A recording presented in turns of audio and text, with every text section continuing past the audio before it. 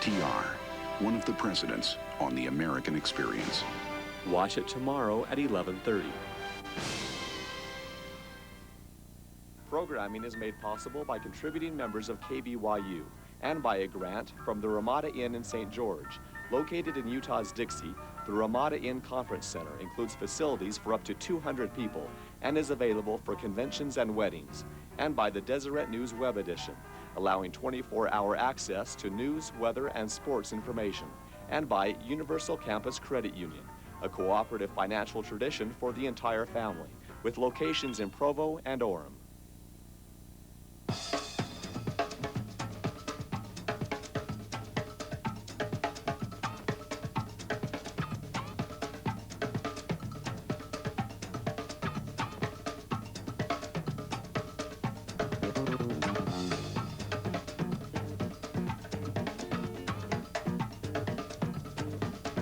Catch all the sports on Cougar Sports Extra, Tuesday at 9:50 p.m. only on KBYU TV.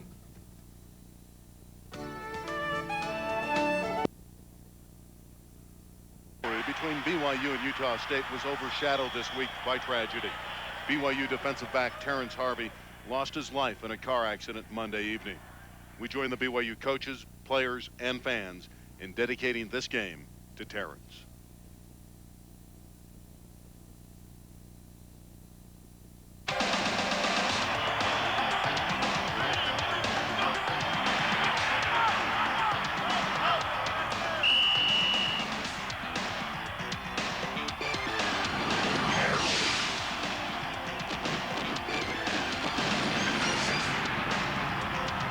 Another glorious evening in Provo, Utah along that Wasatch Front.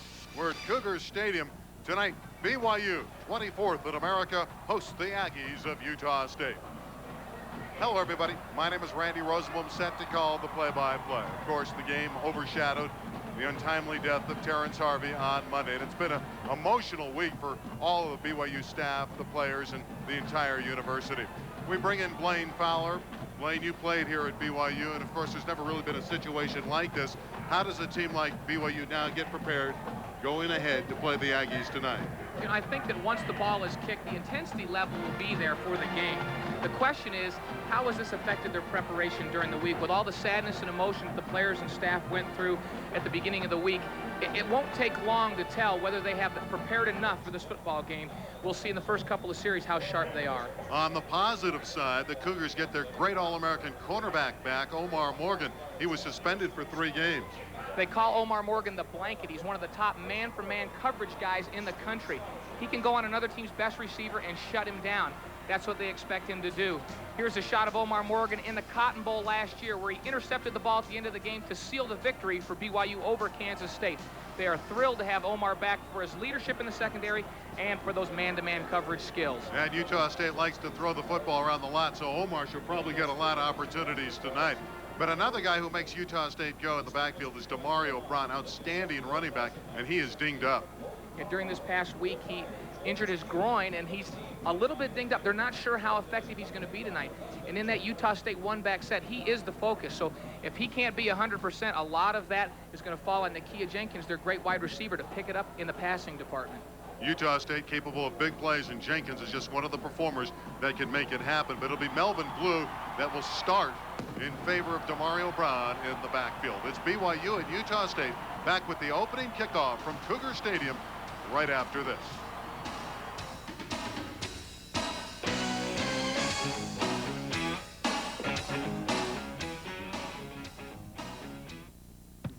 Good. Jeff. In recent years, see that Utah State hasn't won in Provo in a long time. Of course, the wagon wheel at stake, and this is all part of the Beehive Boot series with Utah, Utah State, and BYU. The kickoff is brought to you by Ford and your local Ford dealers. Hodgman kicking off for BYU. Utah State winning the toss and electing to receive. And the Aggies Aaron Jones never had a chance, did he? Derek Stevenson doing a wonderful job getting downfield for BYU. The quarterback Matt Sock, co-captain. Pretty good numbers. And he's a very strong young man. One of the things they've been concerned about is that turnover ratio, 2 touchdowns and 3 interceptions, and they don't feel like their passing game has been vertical enough. They want to get the ball up the field more. They've been content to throw a lot underneath, and they want Sock to throw the ball up the field more. Sock started against BYU last year. Brad Martin right in the middle of this. Melvin Blue is shut down. Martin, the junior from Clovis, California. Here are the starting lineups brought to you by Harvey Chevrolet. Our ambition is your total satisfaction. Brandon Dyson, all Big West team captain, has started at center, guard, and tackle along the front line for the Aggies. Aaron Jones getting a start. The coaches like the way he's been working out in practice.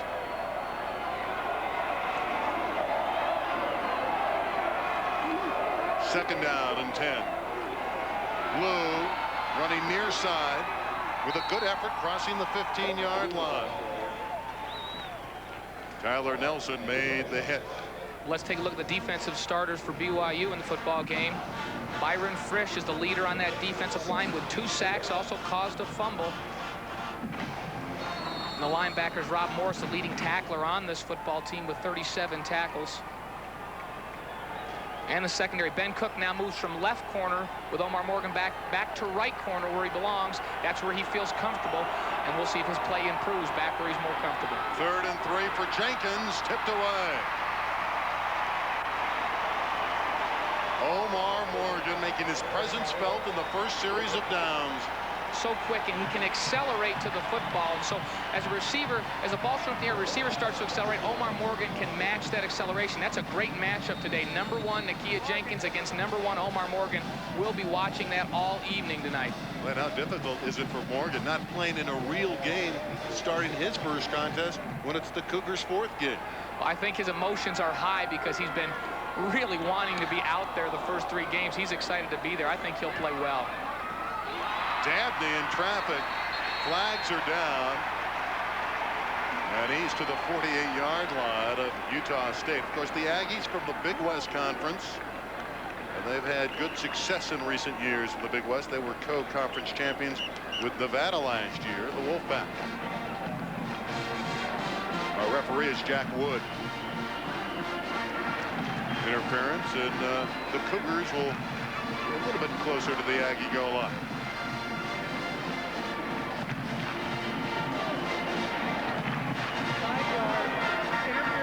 Opportunity to catch the kick on the kicking team. Penalty will be enforced from the spot of the foul. First down. Kevin Federick, one of the leaders of the WAC in passing efficiency, has piloted the Cougars for 2 consecutive victories at Arizona State and that thrilling overtime affair a week ago in Dallas at the Cotton Bowl over SMU. Stepping out of the pocket and throwing deep. For Cahoon, he made a magnificent catch, but he's out of bounds. This Ben Cahoon is unbelievable getting the ball. I asked some of the coaches if they've ever seen Ben Cahoon drop a football that he got his hands on, and they said the 2 years he's been here, we have never seen him drop a ball. Matt Cox embodies what this rivalry is all about. He's from Logan, Utah, the home of Utah State, and his father played for the Aggies. But here he is at BYU. Ben Cahoon, that last play showed it all. Just terrific hands. 2nd down. Cougars still need 10 after the near miss. Line of scrimmage is the Aggie 47. Federick near side incomplete.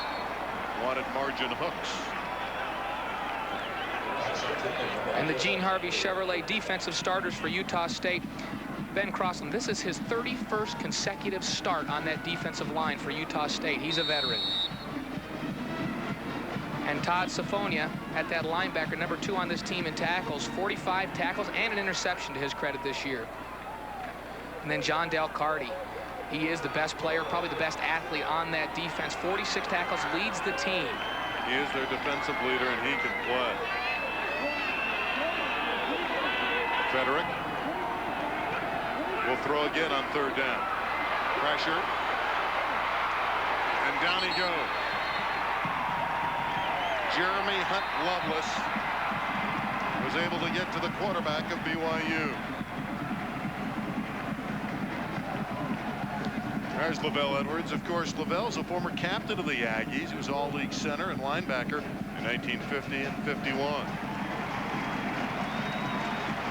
There's a marker down after the sack by Hunt Lovelace.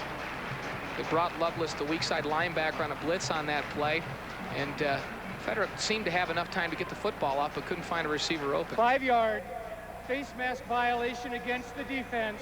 The foul will be enforced from the previous spot. 5-yard penalty. Repeat, 3rd down. John L. Smith in his 3rd season after a successful run at Idaho. You know, Smith is undefeated after byes, and his team had a bye. He was 6-0 all those games at Idaho. Let's look at that face mask again. Yeah, that tells something about his preparation. Take a look at it as Federic is scrambling around the pocket. Just at the end, you're going to see, well, you can't see because bodies are in the way, but Hunt Lovelace just got a hand on the face mask, and it was the 5-yard variety. Federic downfield finds his man after stumbling. He is bailed out again by Ben Cahoon. Federic nearly went down in his backfield. Let's watch Cahoon. He's going to work his way all the way across the field from the right side all the way across and try to find a spot. And as Federic steps up in the pocket, he finds Cahoon right at the yard marker, and he gets a favorable spot for a 1st down, 8-yard gain on the play. Cahoon, one of the top receivers in the country, 127 yards a game. BYU, an initial drive. Brian McKenzie inside the 30-yard line. So BYU, which is extensively in the air to begin, as McKenzie with a nice run. Let's look at today's keys to the game, brought to you by AutoZone, the best parts in auto parts. For the Cougars and for Utah State, Aggies must establish the ground game, upset BYU's balance. Cougars limit the turnovers. That hurt them against SMU and pressure the quarterback, Sock. 2nd down and short for Brigham Young. McKenzie, the sweep. Very close to a 1st down. Todd D'Amato, middle linebacker from Orange, California, coming across the field to make the tackle. 1st down, BYU. And Donnie Atawaya, watch 35. Watch the block that he makes on the outside backer to free McKenzie up. Donnie Atawaya playing linebacker up until this week. And with the injury to Kalani Fafita-Sitake, the big fullback for BYU, he stepped in, moved over to the offensive side of the ball. He played some fullback in high school, and he's a big load. He can block. Of course, his brother Mark was in the Cougar backfield last year. Sitake is out with a herniated disc and will probably redshirt. After playing 3 games, he's eligible to redshirt. Here's Dustin Johnson up the middle. Rumbling to the 7-yard line. Bashir Livingston made the tackle.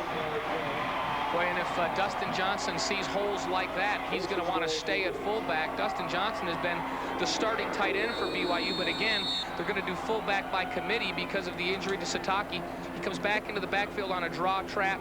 He's no stranger, played fullback last year for BYU, and well, I'm sure his eyes were wide open as he saw a monstrous hole in that Utah State defensive front. 16-yard effort. Johnson in the backfield with McKenzie, and the pitch is to McKenzie. He had the game winner last week, and he's inside the 5-yard line. So BYU with that big offensive front, trying to flex their muscles against the Aggies. Early on in this game, BYU's doing a good job. Look at Mwala on the outside backer, being able to turn that corner, and John Dale Carty has to come up from his safety position to finally make the tackle on Brian McKenzie at the sideline. 97 numbers. Had a big junior year last year after transferring in from JC. Of course, he had that game winner last week in overtime against SMU from 15 yards out.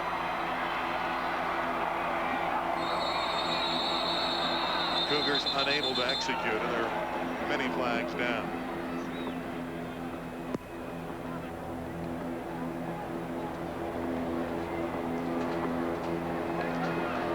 Dead ball, false start on the offense, still second down. Well, it looked like Federick started to pull out expecting the snap, and everyone else started to move, and the center Jason Anderson still had a hold of the football, so didn't get the snap up. The procedure penalty goes against BYU. Cougars 2-1. There's Lavelle Edwards pacing the sideline, showing little emotion, little expression. Federick will throw. Margin hooks. Made the catch, but only to the 5-yard line. Of course, Hooks had a touchdown last week. 32-yard post pattern from Federick against the Mustangs of SMU. He's working outside against Livingston on the outside on just a slant route. Pretty good coverage that time. Junior college transfer. Third down. 5 to go for a Cougar touchdown with 9:35 left in a scoreless opening quarter.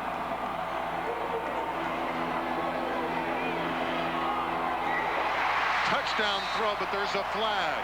Dustin Johnson with the grab, but it was thrown right in the middle of the line where the Cougars may be detected for holding. Like Dustin Johnson going to do a little bit of everything. That is the initial call. But look against BYU. You can play some tight end tonight, play some fullback. And he's been effective at both in this first drive. Well, you've heard the term all-purpose. Well, Dustin Johnson is just that now for BYU.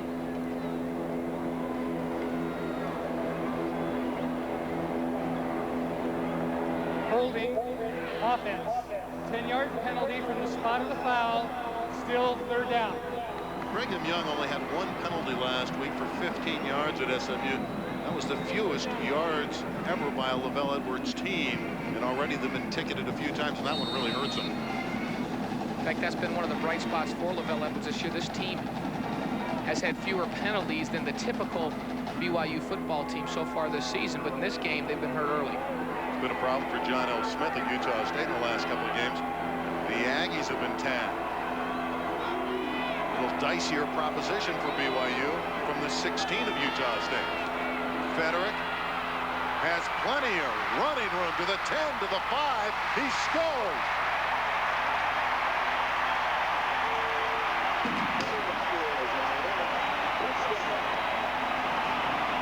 "16 yards for Kevin Federick, who's not supposed to be a scrambler." And Ben Cahoon made a terrific block on Livingston. Livingston had an angle. He was going to get to Federick and stop him before he got to the end zone. But Ben Cahoon made a terrific block that freed Federick into the end zone for the touchdown. So despite the holding penalty, the loss of the 1 throw for the touchdown to Johnson, BYU able to score. Owen Potchman delivers it at 7-0. Kevin Federick will take us to break. Remember, he's not supposed to be fleet-footed. Tell the Aggies that. Cougars like it. They have a touchdown on the board. There's the touchdown maker, Kevin Federick, scrambling 16 yards for the first score of the ball game. Randy Rosenblum playing Fowler at Cougar Stadium. Potchman to kick off for the Cougars. 9:22 left in the opening quarter. He'll be kicking it off to alias Smith and Jones. Steve Smith and Aaron Jones back deep.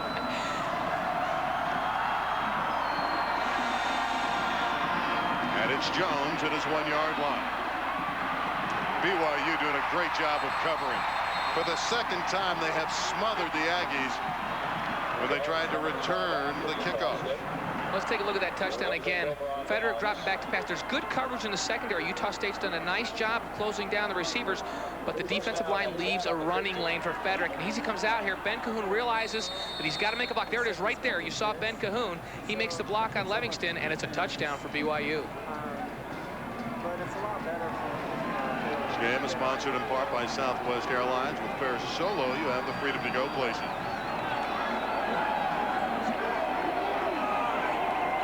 Three receivers in the game, and Zock has Jenkins out across the 20. And he's to the 26-yard line, and that should be good enough for an Aggies first down. Ben Cook chased him out of bounds. Nakia Jenkins, I know you think is one of the great receivers in America, don't you, Blaine? Yeah, he comes into this game with 358 yards receiving. He doesn't like his average this year. He's only averaging 12.5. He'd like to be up between 17 and 20 yards a catch. Feels like he needs to get up the field more, but I think he is one of the good ones in the country, one of the better wide receivers that you'll see all year. First team all Big West last year was Nakia Jenkins. And Blue lower in the boom. Ben Cook again with the tackle. This is a bruising running back, Melvin Blue. He's a junior, 225 pounds. Tackle to tackle kind of guy, and he'll put the head down, and I'm sure Ben Cook felt that one. Boy, and John L. Smith is happy to have Melvin Blue. He started 2 games for an injured DeMario Brown, played against Idaho State, Colorado State, did very well. 2nd down and 4 after the 6-yard run by Blue. Flag down for Jenkins. Well, this time he got the better of Omar Morgan. Throughout the game, watch for score updates brought to you by Christensen Auto, Utah County's #1 auto dealership. It doesn't appear that Nakia Jenkins is happy, sensing that this one may come back.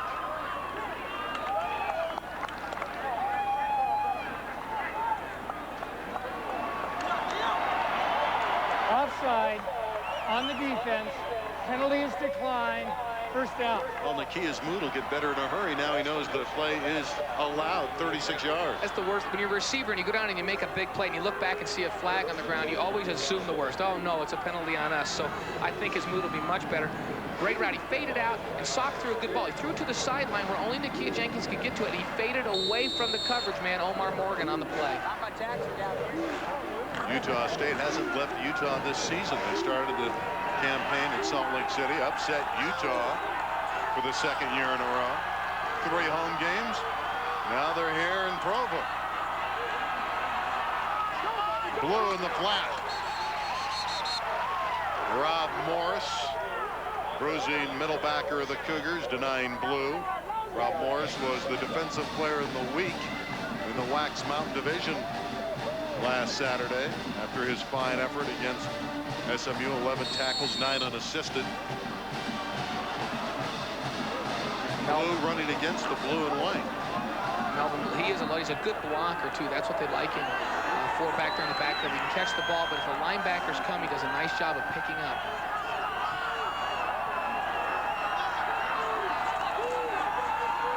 Sock sending everyone in the pattern has Pearson. Pearson has a touchdown. Adrian Pearson was wide open. 27 yards and an Aggie touchdown. And BYU was in a zone defense that time, and the Aggies just ran seams right up the middle, tried to find a spot. Sock read it perfectly. Right in between Jason Walker and Nelson. It is to Adrian Pearson for the touchdown on the seam route in between the zone. Brad Bonds, point after, ties the game. Well, the Aggies, that's what they do best. They're capable of throwing the football. BYU scored on the touchdown from Federick. The Aggies get even on the Blue and White Sports Network. Touchdown maker, Pearson making the grab. First catch of the year, why not make it a touchdown? 27 yards. Adrian's got to be pleased on the sideline of the Aggies. Brad Bond kicking off. Jaron Dabney at the 5. And the Aggies show the Cougars they too can cover on kickoffs. Boy, and that's a great sight for John L. Smith, because they've been giving up almost 30 yards per return on kickoffs this year, and that's something they worked on during the bye week, and he's got to be happy to see that kind of coverage out of his kick cover team. And we mentioned it earlier, John L. Smith has never lost a game as a coach after a bye week. There's the decal on the helmet for Terrence Harvey. TH. We'll all miss him. Cougars from the 17. Dustin Johnson and Federick never hooked up on the handoff, and the Aggies have it.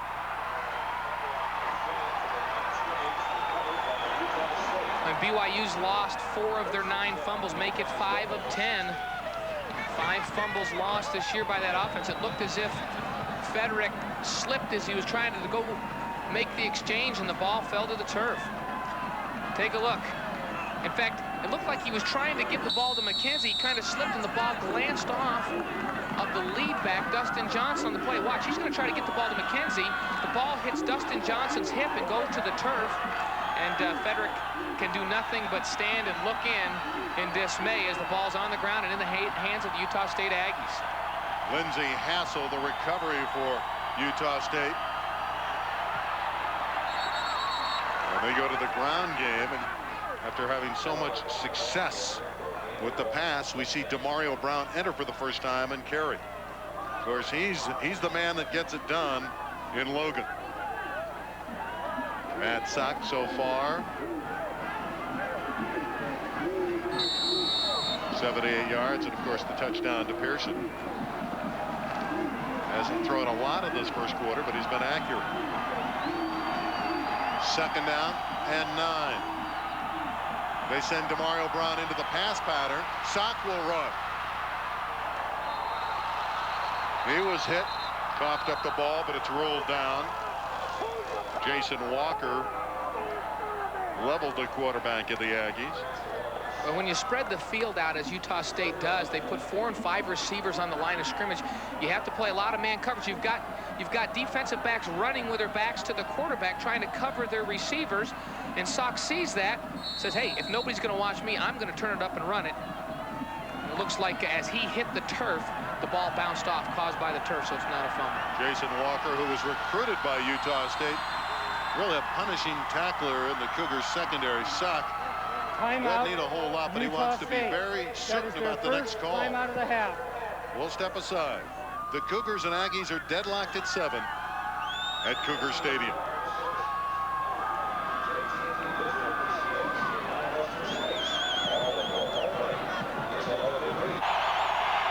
Utah State to the line of scrimmage on 3rd and short. See the yardage situation as Brown has a first down for Utah State. There's the decal, the TH, in the back of the helmet of the Cougars, and there is a Terrence Harvey fun. You see the address here of the BYU Athletic Department, the Smith Field House, Brigham Young University in Provo, for Terrence Harvey. He was instrumental in the win last week at SMU, playing great defense, and the Cougars will need to do that here. 1st and 5. Demario Brown moving the pile. Good running backs move piles, and Brown did that. So strong, he never lets his feet stop. You know, he comes into this game averaging 138.5 yards rushing a game. He doesn't qualify for the national statistics because he's only played 2 games. But if he did, he'd be 10th in the nation in rushing per game. 2nd down. BYU, whose defense has been so good in its last 2 games, being tested here, and Brown running hard has a touchdown. So Demario Brown, playing with a bad groin, gives the Aggies this first quarter lead at 13-7. And Blaine, you know these 2 teams, Utah State and Brigham Young, they've had some shootouts. They have over the years, and this may be no exception. That time, Demario Brown going up, and through that big veteran offensive line, they've been very good run blocking this year for Demario Brown. That time between Brandon Dyson, the veteran center, and Ken Watts, the all Big West guard. Brad Bond delivers once again. It's 14-7 for Utah State. Demario Brown getting repetitions. Let's take another look at his first score of the night. This is just a physical play. Look at the offensive lineman for Utah State moving the defensive front for BYU, and then Demario Brown with a cutback. He cut back to the daylight and got it in the end zone. He beat out a Boo Wilson, the career rushing leader last season. Boo Wilson, a terrific player for John L. Smith, and plain and simply, Demario Brown beat him out. John L. Smith has to like the resiliency of his football team. Cougars emotional on this Friday night. BYU gets the first touchdown on the 16-yard scramble by Frederick, and then the Aggies bounce right back with 2 quick scores. There's a look at that scoring drive, 5 plays, only 16 yards after the turnover by BYU when Kevin Federick fumbled the ball off of Dustin Johnson's hip.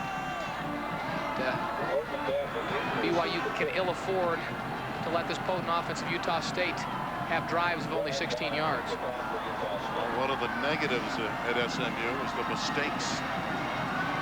Brigham Young turning the ball over can be costly, especially against a Utah State team that is so efficient offensively. Night in and night out, they're going to get 20 points or more per game.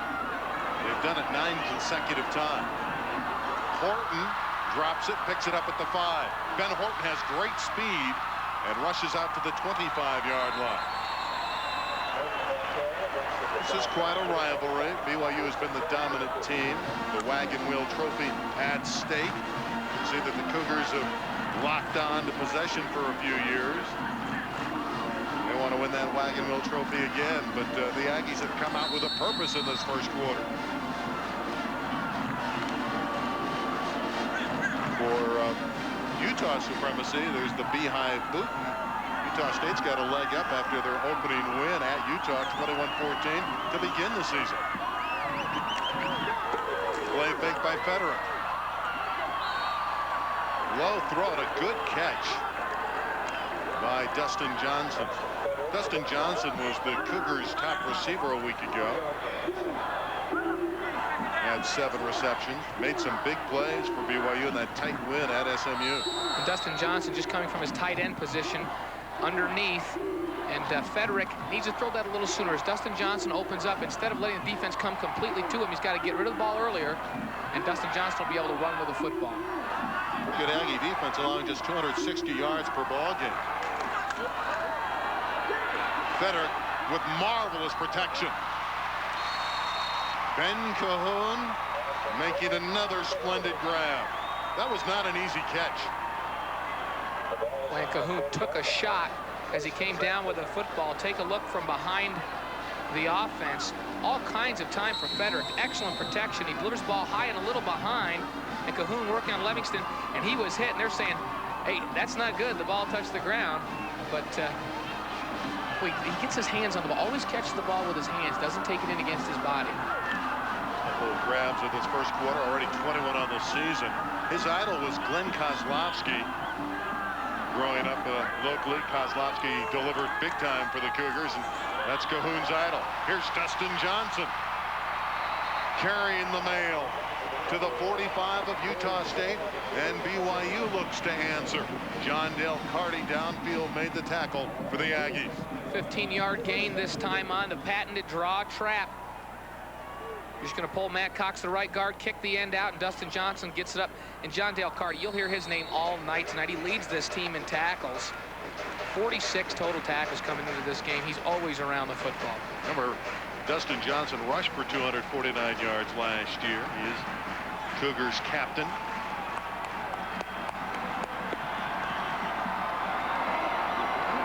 Federick looking deep for Anderson.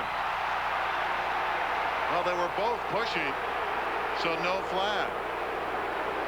Livingston saying, you know what? I didn't interfere. I didn't impair with his progress, impair him at all. Livingston was working out there on R.J. Anderson, and Anderson trying to get back to the football. And Livingston saying, hey, I've got a right to the field. I'm running up the field. I'm just going to keep running straight here, and you're going to have to go over the top of me to get to the football. And let's see the end of the play. When the officials say incidental contact, Anderson was trying to come back to a football that was a little bit underthrown, and Livingston just continued to run up the field, and the contact occurred. The officials decided it was incidental. Federick running again. About 4 yards on that scramble. Tony D'Amato, the tackle. There's Kevin Federick. He's feeling some pressure in this game. Utah State doing a good job of collapsing the Cougar pocket. Yeah, they're getting good upfield rush from their defensive ends, while Caleb Smith, their strong side backer, they call him the stud backer, he gets up the field. He has 4 sacks. This is a team that does put pressure on the quarterback. They come into this game with 10.5 sacks and already have 1 to their credit in this football game. BYU looking for the equalizer. Aaron Roderick wide open, and a first down pitch and catch for BYU.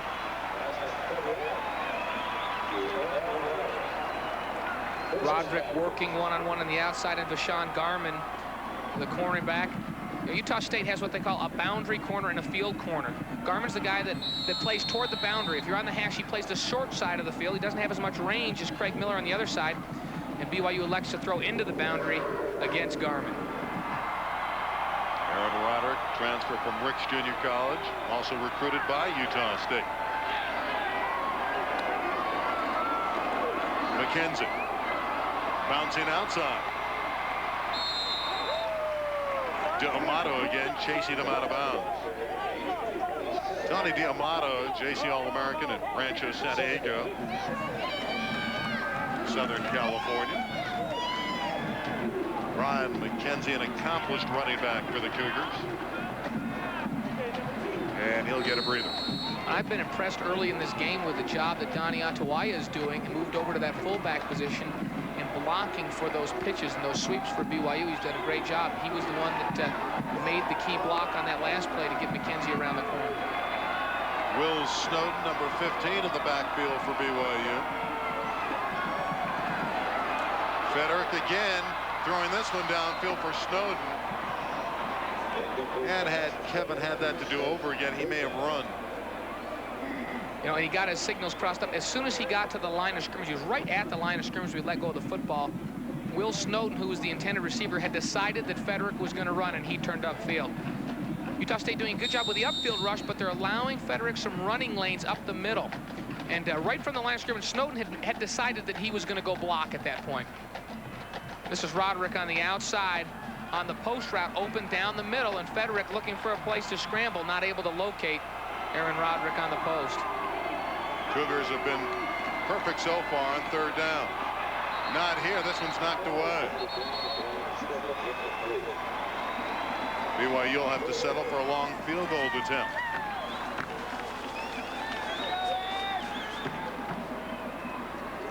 Owen Potchman delivered in a big way at SMU a week ago. He hit from 41 and 47 yards. He was the Mountain Division Special Teams Player of the Week. This will be from 44.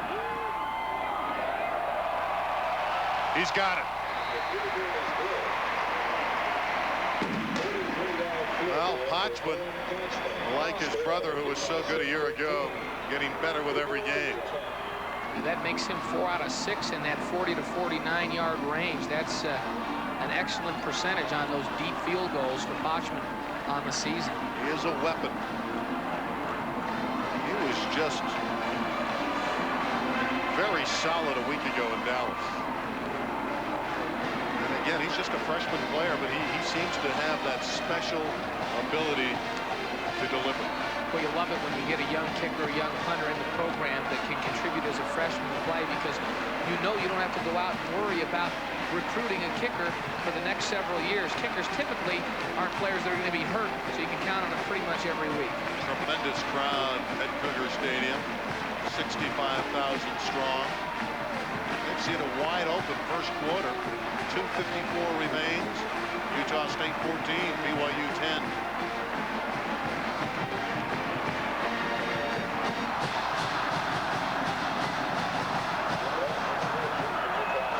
There's the scoring drive. 10 plays and 49 yards. That 44-yard field goal by Potchman. Utah State, of course, trying to get to the Humanitarian Bowl this year. If they win the Big West Championship, they would go to Boise, Idaho. Here's Steve Smith crossing the 20, and he's slugged down. You know, it's conceivable, Blaine, that these teams could meet again. That's an at-large berth in Boise in late December, as Derek Stevenson again flexes his muscles on the specialty unit. And wouldn't that be something if they renew this rivalry in Boise, Idaho in the latter stages of this year? Of course, that would not be something the BYU faithful would want. They'd want a bigger bowl. But for Utah State, they're living for a chance to get to the Humanitarian Bowl. That one's tipped away. Boy, Spencer Reed disappointed, thought maybe he could get to that football. Looked like Ed Keel, the defensive end for BYU, got a hand on the throw. Delivered from Matt Sock. Sock was 12 of 25 for 169 yards against the Cougars last year. His books balanced. He had 1 touchdown, and he threw an early interception. He was picked off by Brad Martin. BYU made some big defensive plays in the 45-17 win. And blew for a couple. Spencer Reed again closed in a hurry. Reed had 9 tackles in that victory in Logan a year ago. We talked about some shootouts between Utah State and BYU. People in the state of Utah will well remember that 56-58 thriller in 1993 up in Logan, where the Utah State Aggies came out on top. That was a matter of whoever had the football last was going to win the game. The defenses couldn't stop the offenses in that one. See if BYU can get a defensive stop here. Smith on the reverse. They like to bring Steve Smith around because he has great speed. And this will give Utah State a first down. Yancey and Walker combine on the tackle, but not before Smith gains 11. But I like Smith on these reverses. He's a good open field runner, great kick returner. Doug Henstrom, the corner for BYU, was up in a position to make the play and just missed as Steve Smith ran through the tackle. Sock on first down. Had that one knocked away. Ed Keel, very quick at the line of scrimmage, really gets off the ball in a hurry, knocked that one down. Ed Keel, 2-year starter, said he would have walked on at BYU even if he wasn't offered a scholarship, which of course he was. Brighton High School in Sandy, Utah, brought this young man to Provo. Didn't have to go very far. And that's 2 pass deflections in this drive for Ed Keel. Something BYU needs to do is pressure the quarterback. And Sock just throws that one away off of Melvin Blue. It'll be third down. There's no question that BYU has stepped up its intensity from the defensive front. That gives you an idea of the arm strength of Matt Sock on that one. He felt the pressure. He never even squared his hips up. He threw it all arm across his body out to Melvin Blue, a safety valve, and he still had some velocity on the football. Sock's a big, strong quarterback. It's a good Aggie offense. They've had more first downs than all 4 of their opponents. Please reset the clock to 1:38. 1:38. It's showing 1:30 right now, so they'll add 8 seconds. That's right. The Aggies have had more yards, more first downs than their 4 opponents that they played against Utah, Idaho State, Colorado State, New Mexico. Remember, their books are balanced. They're 2-2. Sock on third down. Jenkins wide open. Nakia Jenkins to the Cougar 33. Finally brought down by Jason Walker. Well, BYU decides to come on an all-out linebacker blitz this time, which means you've got man-to-man coverage. You've got Ben Cook out on Nakia Jenkins all by himself. And not only does Jenkins beat him on the out, but then Ben Cook overruns the tackle and allows Jenkins to pick up big yardage before Walker can make the tackle after the catch.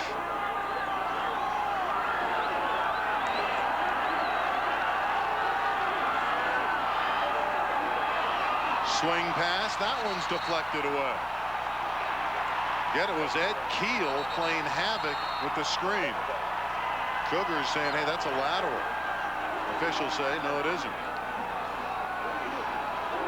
Well, Ed Keel, anytime they try to throw out to the right. And let's take a look and see, does the ball come backward? Guess what, folks? That's a lateral. That ball was thrown backwards. Take a look. Sock's going to be on the 39-yard line when he lets the ball go. And when Ed Keel tips that ball, that's going backwards. You saw where Blue was. He was on the 40. That was a lateral. BYU was right. That should have been a fumble, and BYU should have had the football right there. Instead, it's second down and 10 for John L. Smith's guys. Blue head down to the 32. And it'll be third down and long for Utah State. Spencer Reed in the middle of the defensive pile with a minute remaining in the opening quarter. Well, John L. Smith has to be happy with the offensive production thus far in the football game. Utah State has struggled here in Provo, putting points on the board. And 94, 6 points, 92, 9 points, 91, 10 points, 90, 10 points, 88, 3 points. So this 14 points is the most they've scored in 10 years here in Provo.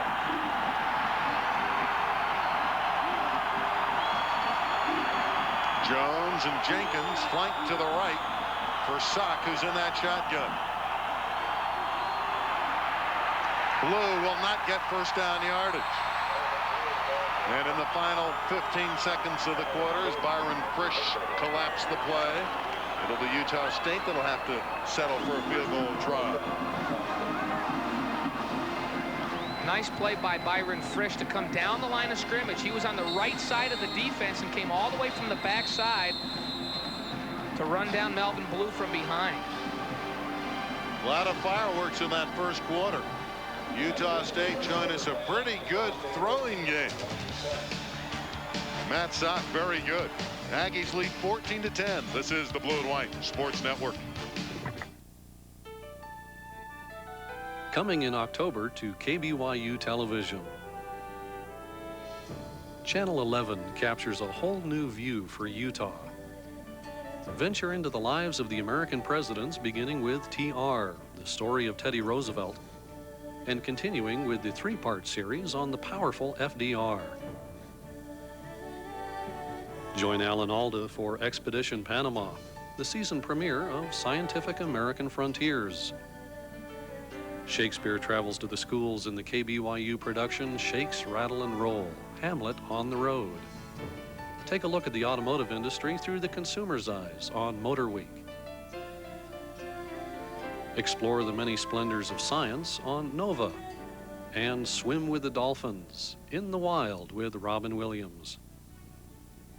KBYU Television, a service of Brigham Young University. We're in Provo, Utah, Cougars Stadium. BYU and Utah State. This is an intrastate rivalry, right? Well, not an interstate rivalry. Yeah, you and I were trying to figure that out. We figured because it's interstate highways, meaning they go from one state to another. This had to be intrastate. This rivalry. is intrastate, yes. We got it. TRA, yeah. How about this on 4th and 5? No field goal. Utah State going for it. Jenkins makes the catch and has a first down. John L. Smith throwing all caution to the wind as the underdog. Here are the first quarter stats, sponsored by Chuckarama. Whatever you're hungry for, the choice is yours at Chuckarama.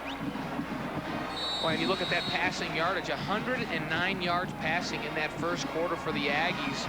That's why they're on top in this football game. Also able to capitalize on the fumble. Federick not hooking up with Dustin Johnson.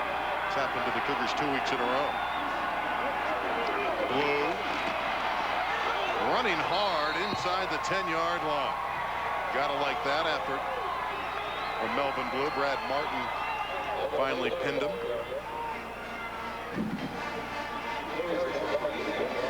You're going to watch Melvin Blue get up and over the first set of tacklers as he's going to bounce this to the outside, kind of a counter sweep. Pull the guard out in front, watch him go up and over Ben Cook at first, and then runs through the tackle of Jason Walker before a host of Cougars can bring him down. Melvin Blue good for 7 yards on first down. That makes everybody's job a little bit easier. Here's Blue again. This time he's hit right at the line of scrimmage. No game. Martin and Spencer Reed. Also up Jason Walker. Those linebackers, though, collaborated in a hurry. Reed and Martin. Take a look again. Same play. They're going to run that counter sweep out to the outside, but that time the secondary came up and turned it back into those linebackers, Spencer Reed and Brad Martin. How about Utah State going for it on fourth down on this drive? That is a gutty move, and you know that was right in that limbo area where you're just kind of in the very far reaches of your field goal kicker. You figure, hey, let's go for it and try to make a big play. Well, Melvin Blue having trouble. Byron Frisch disrupting the play. Byron Frisch started playing football in the 4th grade in Texas. a sophomore here at Brigham Young, and a big hit for BYU, denying Utah State. Now, the critics would say, why would you try the field goal here? I know it's probably a certainty from short range, a chip shot, but why not go for it here? Well, you know, this one is more makeable. I think he's just looking at the odds and saying there's a lot less field to have to be able to work with offensively to throw the football. When we get down close to the end zone, we're going to take the kick now. And Bond is 4 for 4 on the year now. You're right, Brad is perfect. It's this one. And once again, Utah State has a 7-point lead over the favorite BYU Cougars. This is the Blue and White Sports Network.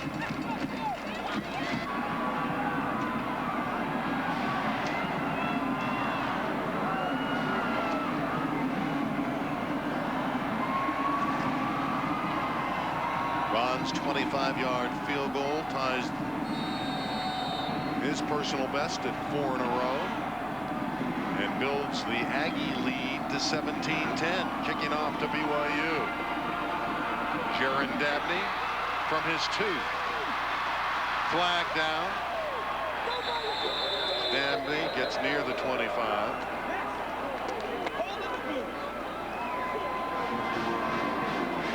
Looks like BYU may start deep in its own territory. Yeah, that flag was thrown right at the beginning of that run back at about the 24-yard line.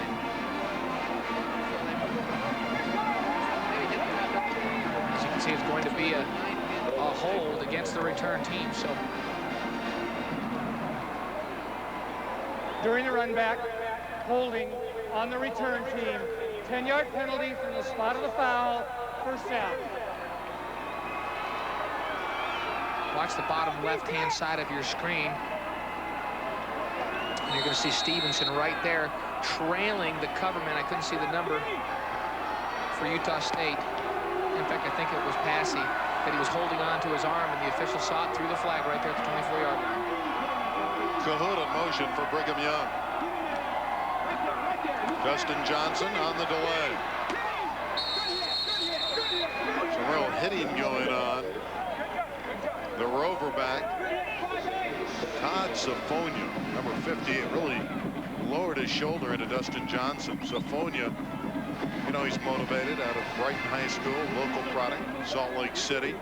Knows all about this rivalry. Went on to play at Ricks Junior College.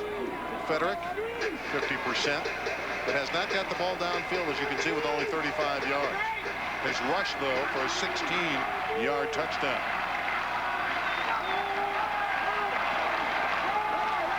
Again, a quick flare. The Aggies are motivated. McKenzie had nowhere to roam. The Aggies that time just bringing 4 men on the rush and dropping off everyone else in coverage. Of course, the last 15 yards were the critical yards. In fact, the last 25, he got all the 25-yard necessary, all the yards necessary, 2 5-yard runs, then the 15-yard gallop for the winning score in OT over the Mustangs.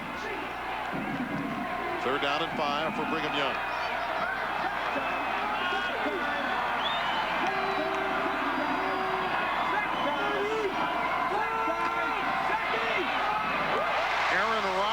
Finding a seam in the secondary as a first down to the 32-yard line. And Roderick just running a slant. Take a look from the end zone. You're going to see what the secondary is looking at. Frederick standing in the pocket, delivers in that little throwing range to that slant. Roderick comes up to catch, thrown behind him, but still able to get to the football. That was Garmin defending on the play from his cornerback position. That time, Roderick able to hold on and pick up 13 yards. Cougars have it at their 33, down by a touchdown.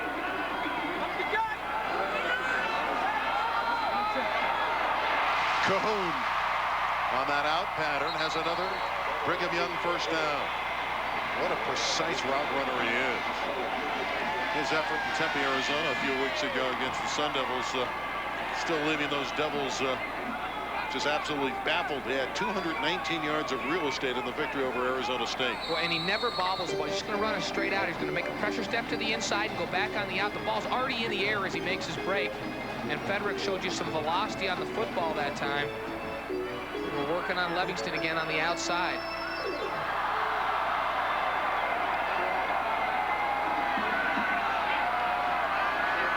On first down, BYU throwing if they can. Federick forced to run and doing it well. Down to the 41-yard line of Utah State. That's another first down. 10 yards, maybe 11 yards for Kevin. Let's give him that extra yardage. Again, Utah State with good upfield pressure. Caleb Smith and Adam Jones getting good pressure up the field. But you see the defense bunched up via bunched up in the middle. They leave a running lane for Federick. He takes off for a first down, takes a pretty good hit at the end of the play that time. Utah State been pretty effective in this first half. Nearly doubling the yardage of BYU. You're right, that hit in the deep secondary by Donald Deco might have ruffled some feathers in that BYU huddle. Well, you noticed Federick got up and said something. Federick's got 33 yards rushing now in the football game.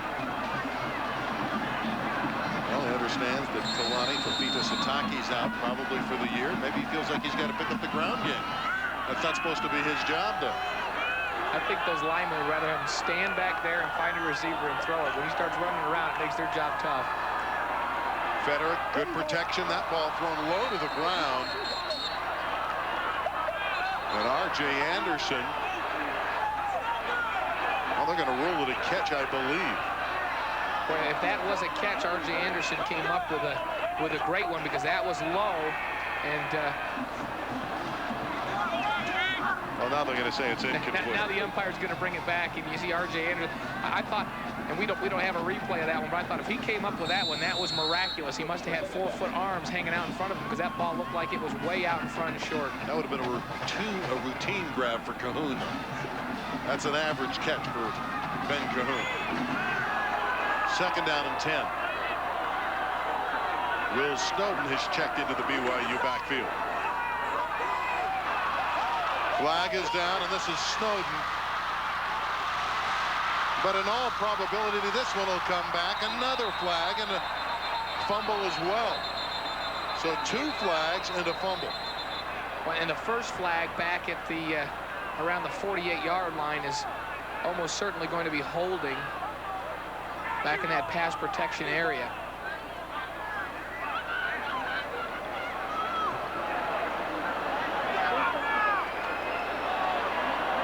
Utah State believes they own the football.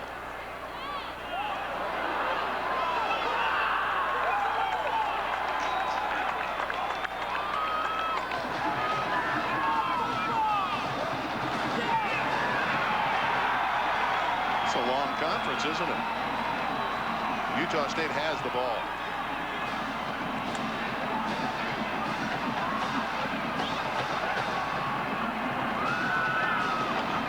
Illegal use of the hands on the offense. Hands to the face mask. That penalty is declined. That is the only penalty on the play. The play is a fumble recovered by Utah State. First down, Utah State. So the Aggies take over at their 25. John Tate, 75 blue. You can see the hole right there, right around the mask. And the referee right there behind the play was the one that threw the penalty. And then there's the what they threw a flag. It looked like they were throwing a flag for a clip on Cahoon. They picked that one up, and the ball recovered by Livingston goes over to the Utah State Aggies. And that's now 6 fumbles lost by BYU on the season. Young Cougars making mistakes in this first half. Sack. Jenkins. He's gone. A long touchdown for Utah State.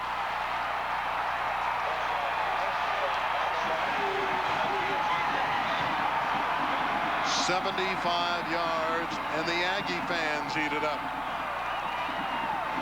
Well, Utah State doesn't take very long to take advantage of that turnover. That's 14 points directly off of turnovers. 2 fumbles, 14 points for Utah State. They come right out. They get Jenkins on a post. He's working one-on-one on Omar Morgan. He just goes by. Morgan takes a chance, tries to come underneath to deflect the ball. Great concentration by Jenkins to bring it in and go the distance. 75 yards for the score.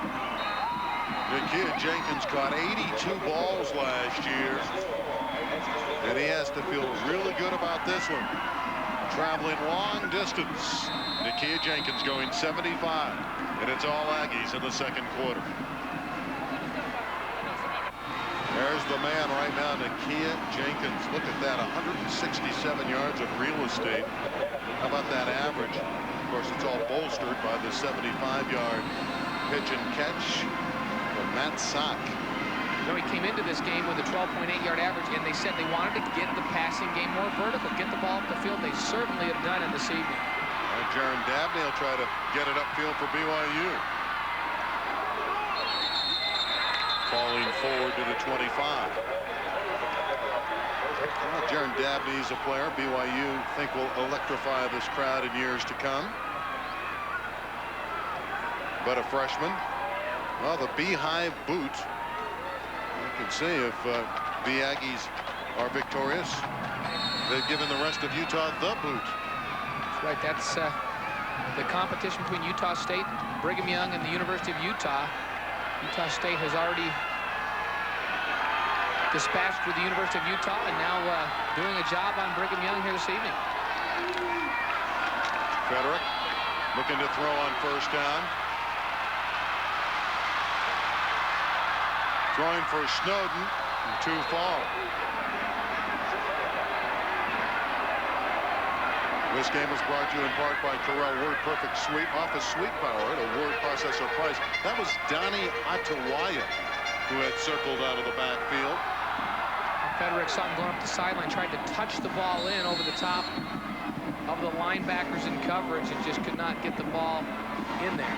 It appears that Kevin Federick has a case of what the players call happy feet. He's feeling that pressure, and he's moving around in that pocket, and he's a little over-anxious. Yeah, the offensive line has done a fine job this evening for BYU. He's got time to throw the football. There's been a good pocket there for the most part. He looks like at this point he's looking to run.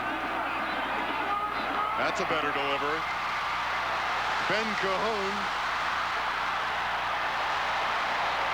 to the 48-yard line. Well, Jenkins is having a magnificent game, but Cahoon is picking up some big numbers as well. And this time Federick went straight back, set up, and delivered the ball on time. Cahoon just running a comeback or a first out route, working on Livingston again on the outside. Does some pretty good things with the football. You'll notice at the end of the run, the ball bounces out and Cahoon grabs it quickly. The ground caused the fumble, but BYU's had enough problems with turnovers in this football game. 9:40 left in the half. Aggies by a pair of scores. There's already been one shocker in the WAC this week. There's Cahoon on the other side and Anderson on the near side, and Anderson makes this grab. Of course, last night Fresno State was a 2-touchdown winner over Utah, 27-13 at Fresno. And this is just another timing route. Federick going to drop back on time and throw the out to R.J. Anderson's going to get up the field 10 yards for another first down. The speed out. It wasn't the pressure out that you saw Ben Cahoon run on the previous plays. Actually just going to run it. It's an all-timing route. The ball's in the air before Anderson makes his break. BYU has moved quickly to the 40 of the Aggies. This play will draw flags.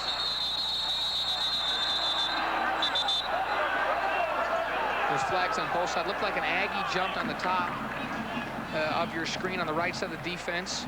And then looked like Eric Bateman moved. False start on the offense. Still first down. Eric Bateman, the right tackle, moved early. The defender can jump and get back. He was on the opposite side of the line from Eric Bateman. Then Eric Bateman moved early. Will the clock operator please reset the clock to 9:35? You saw 9:35. You saw Walter Fiafia move quickly. He's allowed to do that. And then Bateman jumping. They're really picking on the clock operator tonight. Yeah, they've had to adjust that clock several times. That was a dead ball foul, and they blew the whistle slowly.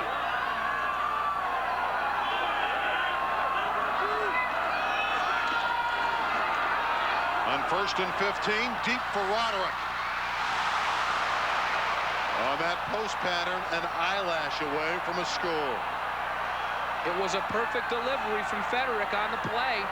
A perfect post over the top of the safety. Roderick had it in his hands and let it slip through. Take a look. Federick sees that Roderick has the safety beat deep, lets it fly, and right through both hands. If you get your hands on it, you've got to catch it. Watch the end of the play again. Right through both hands. Aaron Roderick ran right by John Dale Carter. If there was a question about Federick's arm strength, that was answered there. Cougars call a timeout. BYU down by a couple touchdowns with an opportunity. When we come back, they'll be looking at 2nd and 15. The Aggies by 14 points. This is the Blue and White Sports Network. Kevin Federick started to warm up in the second quarter. Said he was a little tentative in that opening stanza. Just had the near miss on the deep post to Roderick. Trying to rally his team from 2 scores down. Dustin Johnson tripped up. And Ben Crossland had great penetration that time from his defensive end position. Got up the field on the draw trap. No place for Dustin Johnson to go. Talk about Crossland as a big play guy. Big West Defensive Player of the Week against Colorado State. And he nailed Dustin Johnson there, and it's 3rd and very long. 18 to go for the Cougars. Right now they need everything they can get down 24-10. Very efficient, though, on 3rd downs.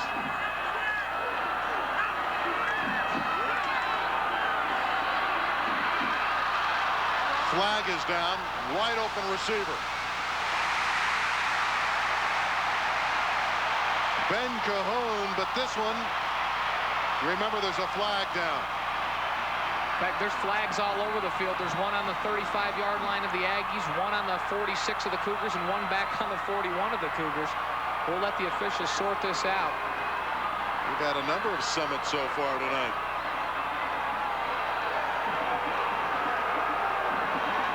Got a holding on the offense and a face mask on the defense. I want to know how Ben Cahoon could get that open on the sideline. Livingston just lost track of him as Federick started to scramble in the pocket. Livingston stopped. Cahoon kept running up the sideline, and he was all alone. Holding offense. 5-yard face mask on the defense. The penalty's offset. Repeat, 3rd down. That wash Utah State will take. There's Lavelle hot. First time he's shown any real emotion on the sideline tonight.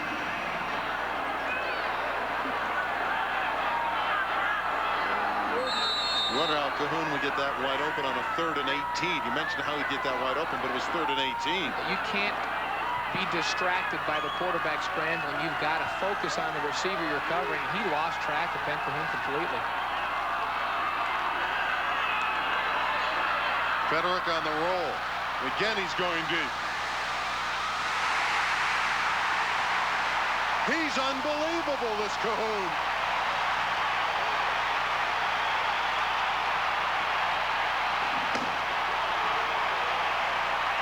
"47 yards.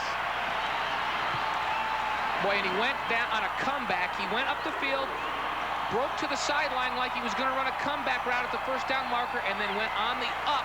Federick lays it out there, and you know if the ball's anywhere near Ben Cahoon, he's going to catch it. They're going to call an interference call on Livingston on the play. That'll be declined. Pass interference on the defense. Penalty is declined. 1st down. Well, they're not quite the numbers Jenkins has, but they're not shabby.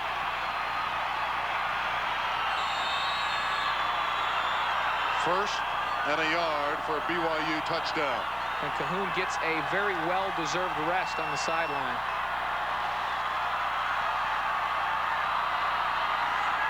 McKenzie. Touchdown, Cougars.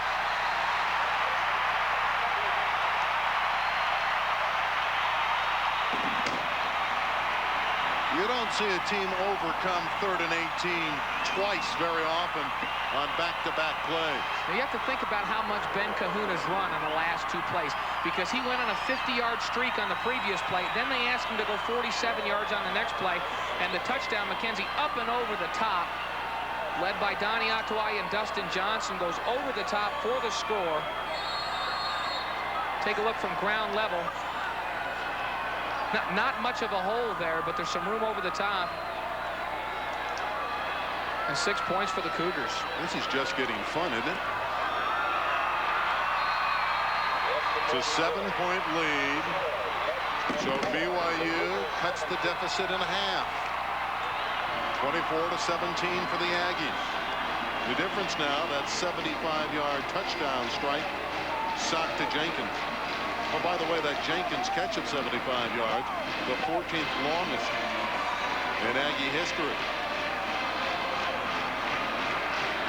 That's right, that's the longest since Matt Wells had Kevin Alexander for 85 yards back in '94 against UNLV. BYU football is brought to you in part by Paragon Business Solutions. Take the headache out of the non-productive functions of your company with Paragon Business Solutions.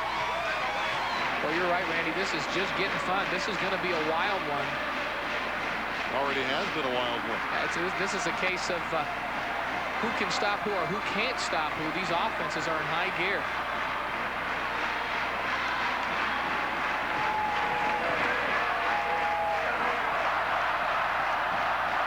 Ryan McKenzie with a 1-yard leap into the end zone. BYU had to work to go 75 yards after the Aggies traveled 75 in 1 shot.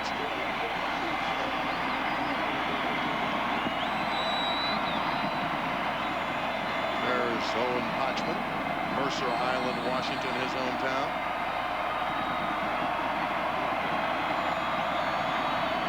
Well, these fans, some 65,000 strong, getting their money's worth. This is Steve Smith. Can't turn the corner.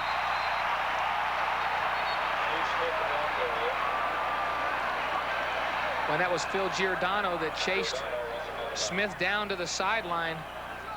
Smith showed you that explosive speed, but Giordano did a good job of getting to him. Let's take a look. Smith starts out like he's going to go right return and then reverses his field and goes back to the left, runs through 1 tackle, and then it's Giordano one-on-one. He got a piece of the face mask. 5-yard incidental grasping of the face mask on the tackle. 5-yard penalty from the spot of the foul. First down. And the officials saw that incidental grab of the face mask and moved the Aggies out 5 more. But at 17 points that BYU has now matches their average for the year. They're averaging 17 points a game. Take a look at it. Smith has a hold of Giordano's face mask. Giordano has a hold of Smith's face mask on the play. Simultaneous face masks on that occasion. That time Jenkins didn't bring it in, working against Ben Cook. Very unusual for Jenkins to drop a football, and you see him point to himself, my fault. Just short-armed the catch. Take a look coming right into your living room there.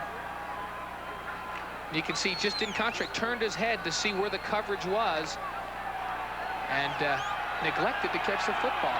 Just a minor detail. There's a lot of the BYU fans are wondering where the coverage has been. Utah State has had its way in the secondary. Here's DeMario Brown with a good effort. Omar Morgan. You know, we talk so much about Morgan's ability to cover. He also will come up and hit you pretty good. There's DeMario Brown's numbers on the year. 62 rushes, 277 yards. Well, he's very physical. At the end of that run, Omar Morgan hit him in the legs. He dragged Omar for 5 yards after contact and got the first down. That groin not bothering him since he's entered. Melvin Blue started. Now it's DeMario Brown. Unquestionably one of the better backs of the Big West. Sock with perfect protection. Tipped away by Cook. Just when it looked like Jenkins was breaking into the open, Ben Cook came out of nowhere. But Jenkins ran a post corner route that time. He went down like he was going to the middle of the field on a post, broke back to the corner. Ben Cook ran it all the way. You're looking at it from the same angle as Matt Sock, trying to get it out there. The ball hangs a little bit, and Cook's in excellent position to come underneath and make the play. Here's the very end of that play. Gets the deflection and breaks the pass up. Cook's played really well the last couple weeks against Arizona State and SMU. After having a tough outing against Washington. Demario Brown. Running into that linebacking core, but look at him move the pile. Well, that's impressive when a running back can take 2 or 3 and move them forward like that. When he had some help that time, Mike Lindsay, his left guard, and Mauricio Jordan, his left tackle, got in and helped push that pile. And that's some big guys at 295 and 298 helping Demario Brown's effort there on the play. It's going to be a football team that'll be tough to stop in the Big West. Nevada's been very good.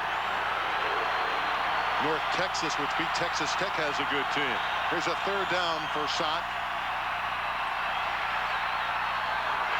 That one's knocked away in the secondary. Just when it looked like Steve Smith would bring it in, and quite a series for Ben Cook.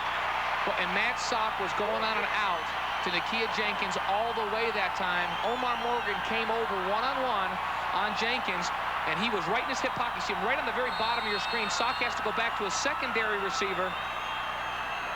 And a good play made by Ben Cook.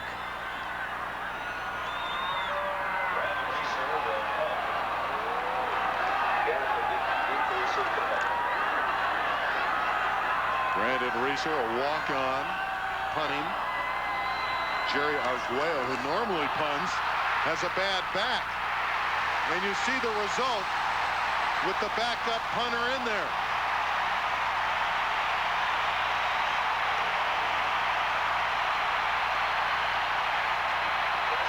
Giordano right in the middle of that scramble.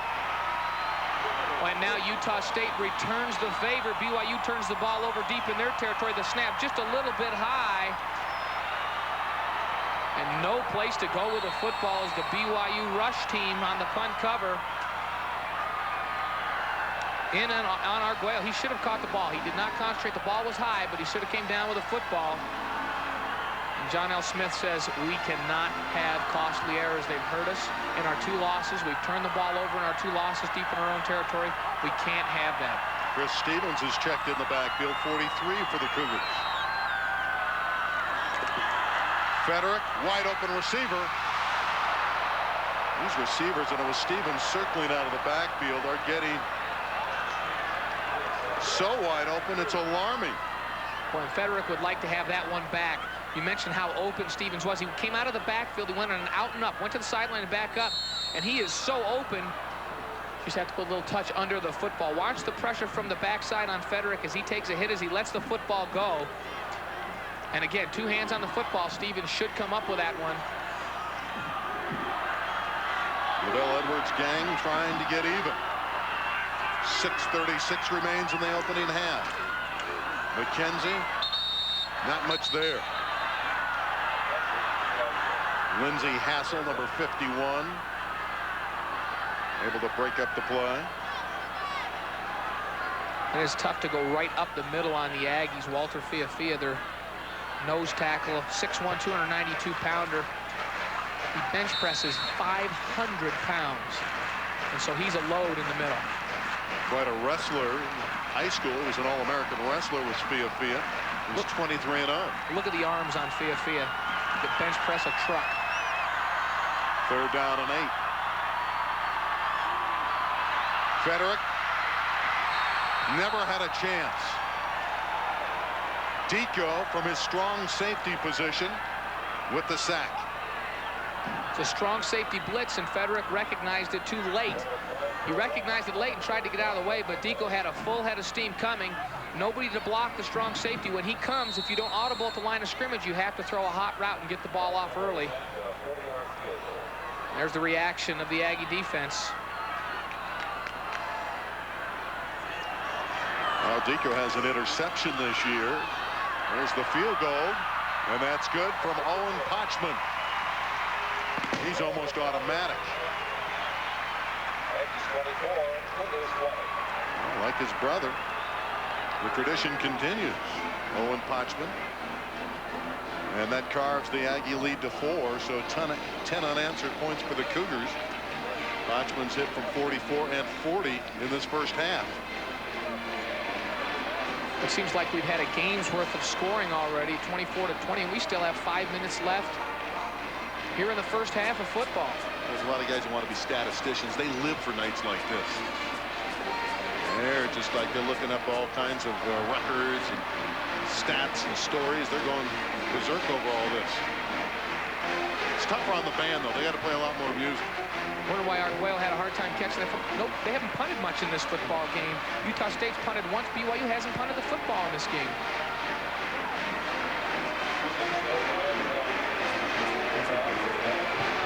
There's the scoring drive. Brandon Reeser, the walk-on, came on with Arguello's bad back. And that really damaged the Aggies there as they played giveaway.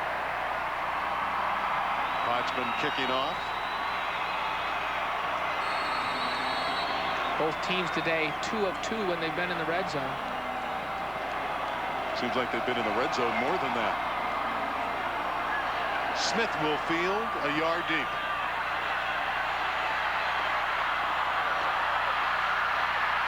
He's dangerous. He's got great speed. Steve Smith out across the 40-yard line.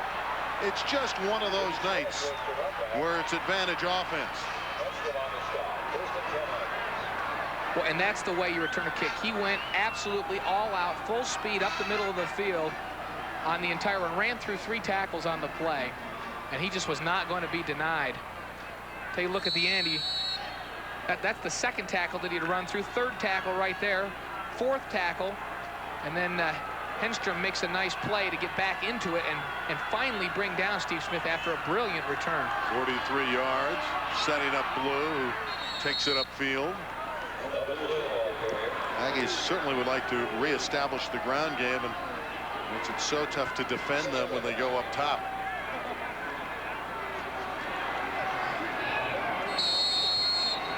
(24-20). Utah State leading in this first half, under 5 minutes to play. We're at the 4:40 mark.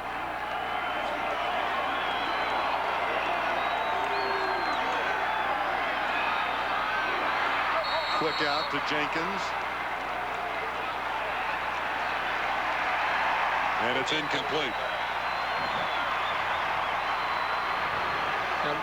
And it looked like Jenkins had it for a brief moment, but as Ben Cook closes on the football, makes the hit, the ball comes out. It's juggled and then trapped on the ground by Nakia Jenkins. 3rd down and 5 for the Aggies. Matt Sock, very impressive on those timing throws. He's delivered just about every time, and he's been on target.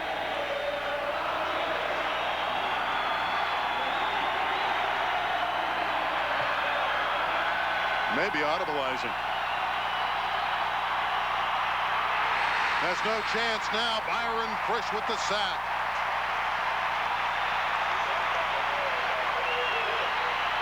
Frisch is 2nd of the WAC in tackles for loss, nearly 2 a game. And he was unbridled with his enthusiasm getting to the quarterback. 3rd sack of the year for Frisch. Sock knew that a blitz was coming, made the audible call, wanted to go one-on-one. Nakia Jenkins against Omar Morgan, but Frisch doesn't even give him a chance to get up the field with the football. Takes an inside rush. Melvin Blue just whiffed on the play. He was supposed to pick up the inside blitz, and Frisch ran right by him for the sack. Once again, the Aggies struggling with the punt, but they'll get a fortunate roll. Reeser, that's going to be a factor in this game. The Aggies are going to have to do something about that with their #1 punter injured with a bad back. That's Arguello. Reeser, the walk-on, really struggling to get the punt off, and he's being consoled on the sideline. And the Aggies very fortunate that they got a good roll on the play. Once the punter brings the football down and runs with it a little bit, he's open game too. The defense can just hit him. They did on that one. Reeser lucky to get it off, and Utah State's brought excitement back into the punting game this evening. Too much excitement for them. BYU, well, they can claim the lead here. They once led 7-0. Jenkins, of course, sitting out this year, and Brian McKenzie doing most of the chores with a nice cutback move, much like a Ronnie Jenkins. Terrence Harvey Fund, of course.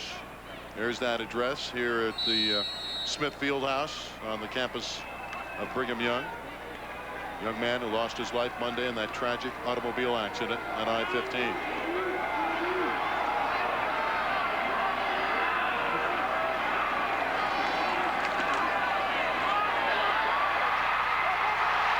Hooks free on the sideline. Aggies did not wrap up in the secondary, and Margin Hooks makes them pay. We saw Nakia Jenkins do the very same thing for the Aggies. Catch a short out on the sideline, break the first tackle of the cornerback, and go now. Margin Hooks returns the favor. He's going on an out route. It's a timing route. Federick's going to hit him on the break. And he just comes back, very aware, comes back to the inside.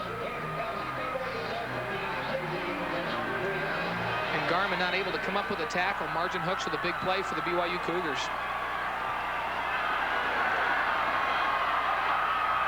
BYU building momentum in the second quarter.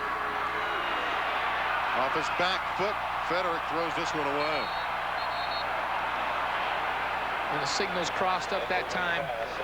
Very same route that BYU threw the deep ball to Ben Cahoon on the previous drive. Except for the roll to the right this time. And Cahoon, after he went on the out and up, went back to the out again and looked like Federick expected him to continue on the streak. Now watch Cahoon come back to the out. Federick threw the streak ball, so Cahoon and Federick not on the same page about the route that time. Federick closing in on 200 yards in this opening half. Kevin last week in the victory at SMU hit 10 different receivers. Going back to Dustin Johnson. Fighting, but only back to the 44-yard line.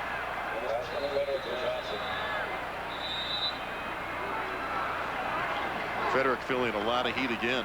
Well, and John Latu makes a great play here because he's going to be on the pass rush. Watch him on the backside. It's going to be a screen back to Dustin Johnson. And then Latu's going to come back from the inside and make the tackle on Dustin Johnson. Just a great effort by the defensive nose tackle for the Utah State Aggies. Well, BYU has been in this situation before. Please. Third and long. To 2:24. 2:24. We'll add 4 more seconds to the clock here in Cougar Stadium. It'll be 2:24 remaining. One of the Aggies are down, and that's why we're delayed for the moment. There it is. We're back to 2:24. Of course, BYU not concerned with 3rd and 14. They've had some big hits on 3rd and 18. Been able to get Ben Cahoon open in the deep secondary. Sofonia is up, and he's a valuable commodity on defense. Outstanding rover back. He was shaken up. He's had a good game this evening, and he comes into this game number 2 on the team in tackles from that rover back position with 45 total. That's 11 a game. I'll say he's had an impact on their defense. The Cougars looking to overcome 3rd and long once again. Ben Cahoon extended wide to the near side.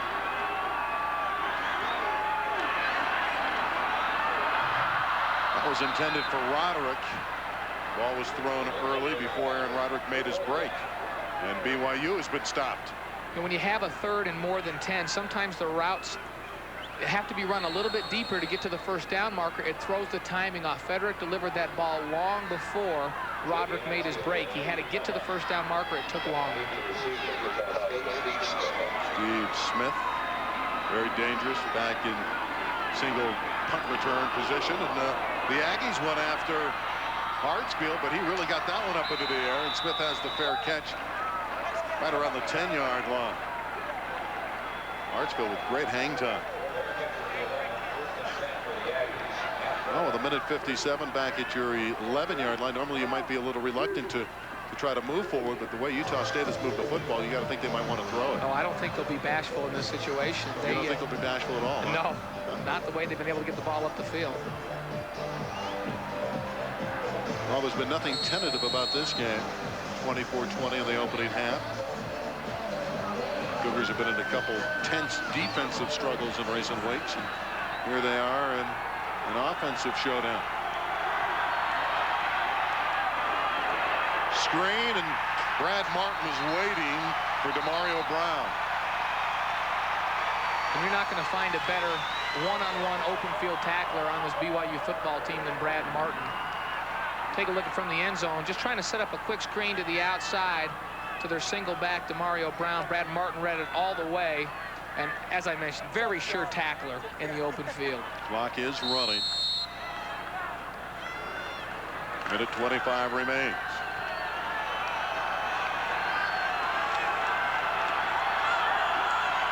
Shot back to throw from near his end zone. Incomplete.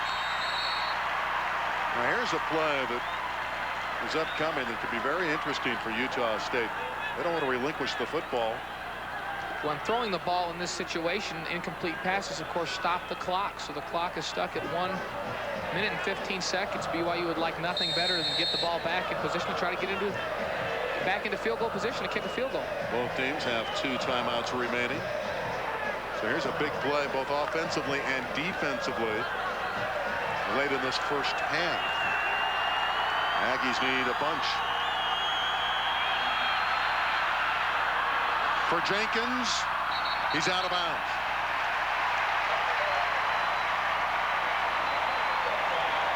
Well, the defense of Brigham Young has held. Where Utah State is 0 for 4 this quarter on third down conversions. Jenkins was open, but the ball thrown just a little too tall, out of bounds. You only need to get 1 foot down in college, but you saw the first foot down was well out of bounds. Take a look from the backside. A little too much air under the ball.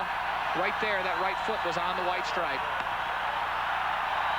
Arguello is in to punt. And he got it off. Back not bothering him. Dabney out across the 45. Can BYU secure the advantage before intermission? With exactly 60 seconds left in the half. And Arguello back in on that one, as you mentioned, with a bad back. Got off a beautiful punt with great hang time out of his own end zone. It's amazing how good the back can feel after you get one in the air like that. I'm sure after the last 2 experiences that the special teams coaches and John L. Smith said, your back feels better, I think. Go in and punt. Well, they're dancing in the aisles and having a good time in Provo tonight.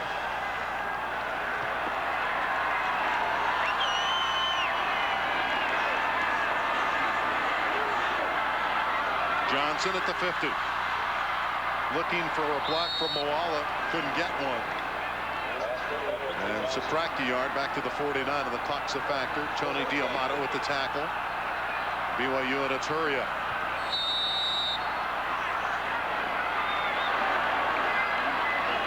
Again, the Cougars have 2 timeouts left.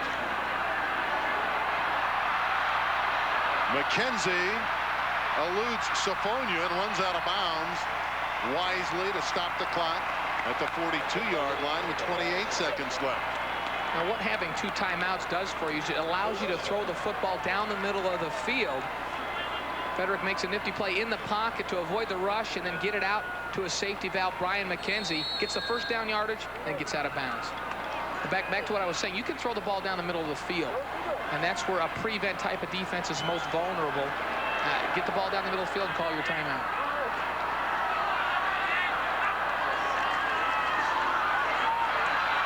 There's the pass over the middle. And of course it stops the clock when they move to sticks. Cahoon with the grab. They only use 5 seconds, and BYU will take a timeout here. Inside the 30-yard line. Does not appear that the Aggies have a clue on how to defend Ben Cahoon. He's getting wide open. He just ran an in route. They cleared the middle of the field out with a deep post and then brought Ben Cahoon back underneath. You've got to respect the post. You can't let anything get behind you. And because of that, it's always going to be open down the middle of the field in this situation. They go to Ben Cahoon, makes a good catch, and they get the timeout. Boy, look at those gaps, though. There's tremendous separation between Cahoon and the defender. Yeah, Livingston was a good 10 yards off of Cahoon on the break. Frederick, 215 yards through the air. They start them young here with the YMCA. See, now with a timeout left, you still can throw the football down the middle of the field in this situation because you have another timeout. Once upon a time, it was the Aggies leading by 24-10. But Ben Cahoon has come up with some big grabs. Critical catch, leading the Cougars to 1 touchdown. They've since added another field goal and have shaved the Aggie advantage to 4. And Ben Cahoon and company with a chance to take the lead here. He had the big 47-yard, but he's also had a 50-yarder called back.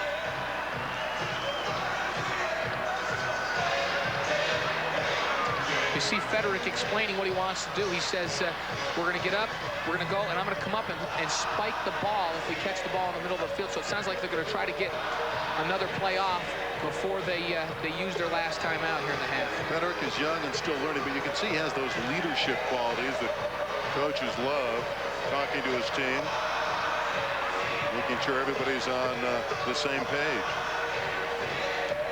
Saw that at Arizona State when he took some guff from a fan in the stands. He turned around to give it right back to him. Yeah, he is a competitor. There's his number, 17 of 28 for 215 yards to this point. That's not a bad half of football.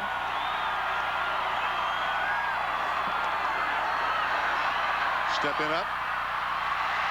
That one's caught. They would have been better served to not catch the football. And Snowden grabbed it, and BYU will use a timeout with 13 seconds left. You never know how open you are. Snowden would have been better served to just knock the ball down into the turf. You take one shot at the end zone and maybe try a long field goal? I think that you could do that at this point with 13 seconds because they've used their last timeout. They can't throw the ball down the middle of the field. Utah State, interestingly, comes with a blitz on that play. They're not playing prevent. They're playing the regular defense they played all game, and they got some pressure on Frederick that time. Hope you're enjoying this one. We're in Provo, Utah at Cougar Stadium. 65,000 plus sold out. Utah State, BYU, interstate rivalry with Blaine Fowler. I'm Randy Rosenblum. Norm Chow, defensive coordinator, talking with his quarterback, his sophomore signal caller. And this has been a long and enjoyable first half with many a big play. Right now where the football sits, Randy, it would be a 45-yard field goal attempt. And Pochman has certainly proven that he can do that. He's 4 of 6 this season between 40 and 49 yards. Hit a 47-yarder last week against SMU, 44-yarder today. That would seem to be right in his wheelhouse. Out of the gun, Kevin Frederick with 13 ticks remaining in the half. BYU back by 4. Here's the shot for the end zone for Cahoon. He and Livingston bump one another. There's late flags. The streak was thrown into the end zone, and Cahoon was trying to go to the football. Livingston didn't play the football at all. And let's take a look at Cahoon on the outside. Isolation shot. He's going to come off on the out and then go to the up into the end zone as he's trying to get to the football. Livingston's not playing the football at all, puts his hands on and prevents Cahoon from being able to get to the football. The flags come out, and the interference is called. Looked like Cahoon was doing some pushing too. In the pros, that ball goes down. The National Football League, that ball go down to the spot of the infraction. BYU's first down inside the 5-yard line. In college, it goes from the line of scrimmage. Well, with no timeouts, you want to take a shot at the end zone. That'll be a decision the Cougars will have to make. Pass interference, defense, a 15-yard penalty from the previous spot, and an automatic first down. How'd Livingston feel about things? Who, me? He said, hey, wait a minute. He pushed off of me. I had a spot on the field, didn't I? The problem is he didn't play the ball at all. If he had played the ball, he would have been able to get away with that. Penalty situation, Utah State with 3 for 25 yards, BYU 5 for 37. Cougars throwing all caution to the wind with 8 seconds left. Try to get a quick play in, maybe get a touchdown before intermission, before trying the field goal. Frederick, and it's picked off. So Utah State defensively, Garman with the pick, the sophomore from Apple Valley, California. And what a big play for the Aggies in this situation. Garmin running in coverage, covering the post route, and Federick throws the ball behind the receiver, Aaron Roderick, and smart play here by Garmin to get down in the end zone and bring the ball out to the 20-yard. Take another look. On the offense. Federick trying to go back in on the post. First down, Utah State. The ball was thrown behind Aaron Roderick. And Garmin with a big play to preserve Utah State's lead going into the halftime locker room here. Federick would have been better served again to throw that one away. He forced that one, trying to make something happen. Now the Aggies take the interception and will have the lead at the break. Utah State by 24-20 in this heated rivalry. It was 24-10. BYU has bounced back and had other opportunities. And they are back by 4 at intermission. Some big plays. Sock for 75 yards to Jenkins. The biggest for Utah State. Jenkins and Cahoon, the two celebrated wide receivers, had magnificent first half. This was a fun half of football to watch. These offensive games are a lot of fun. All offense here in the first half. The offense is a lot of fun for you and I to watch, the fans, but for the defensive coordinators, what a nightmare. It has been here in the first half. BYU will have to shore up that secondary in the second half, and I think that Utah State would say the same thing. What are we going to do to stop these Cougar receivers? Yeah, coming into this game, everyone knew that BYU was going to be shorthanded in the secondary, but as you talk to the folks in Logan, they said that their weakness on defense would also be the secondary. We've seen that here in the first half. BYU sports broadcasts are made possible by the BYU Athletic Department and by the BYU Cougar Club, champions supporting champions at Brigham Athletic Department, and by the BYU Cougar Club, champions supporting champions at Brigham Young University. The second half kickoff is brought to you by Big O Tires, home of Utah's lowest tire prices.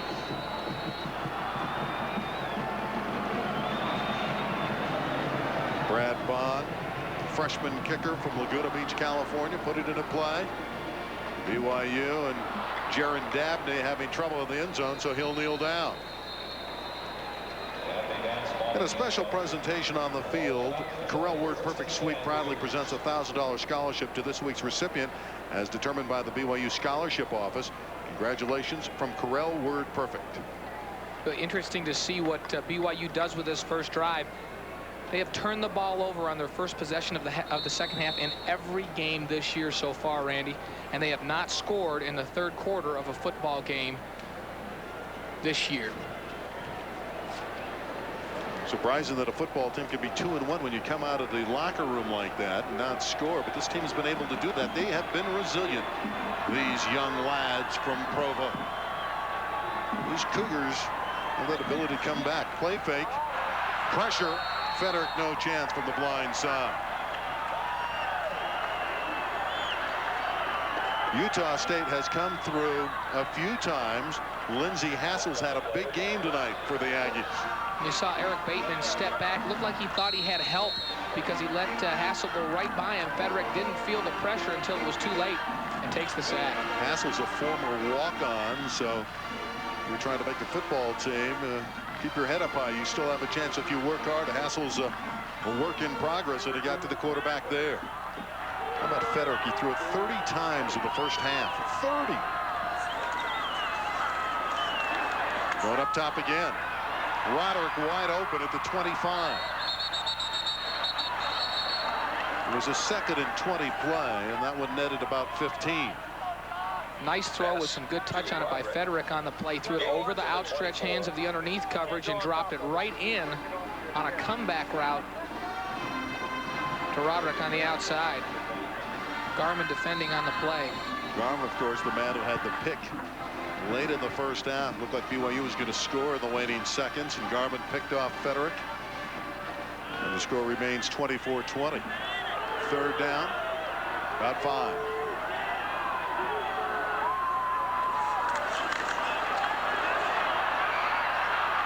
Over the middle, Aaron Cupp, 50. He's to the Aggie 43. Todd Safonia made the tackle, but Kevin Frederick with the court vision of Larry Bird finding Cup. On a good pickup that time of the blitz. Utah State came with a middle linebacker blitz. Everyone accounted for, buys Frederick some time, and he keeps his vision as he's scrambling in the pocket. Aaron Cup releases out of the backfield. Well, and there's not an Aggie defender close as he picks up big yardage and a first down for the Cougars. The Aggies have surrendered momentum to the Cougars. McKenzie cutting back to the 40. Covered there by Jeremy Hunt Lovelace, senior. Had 95 tackles last year, 5th year in the program for the Aggies.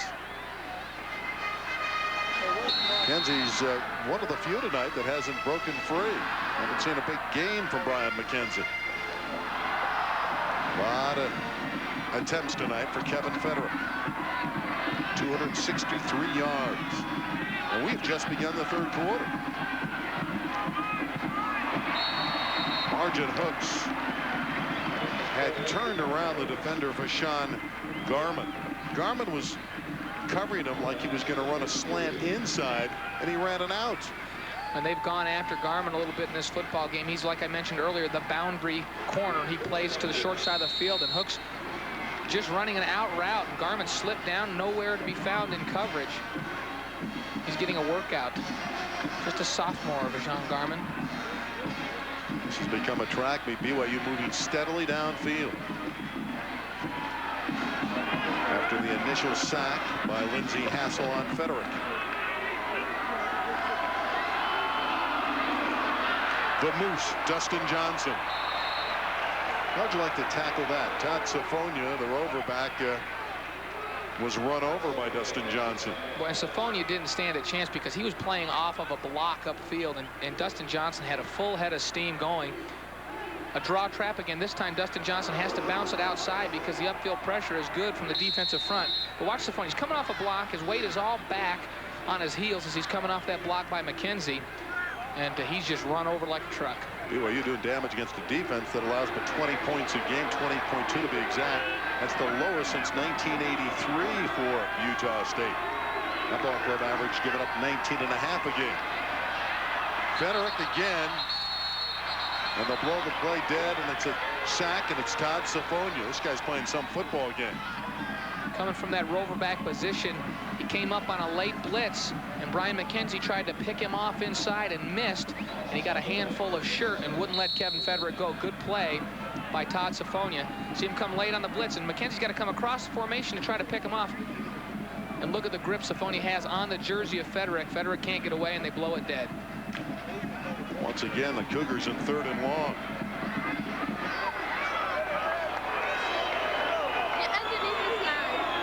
...16 yards needed by BYU. The moving pocket.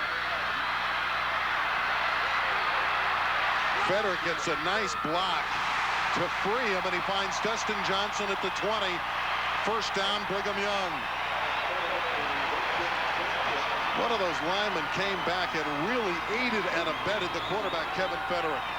Frederick's going to try to roll to his right and then can't find anyone open. Comes all the way back to his left. Watch the block here on Fia. Just a rolling block there by Wong. And Frederick makes a nice throw with a man in his face, throwing back to the inside. Take a look.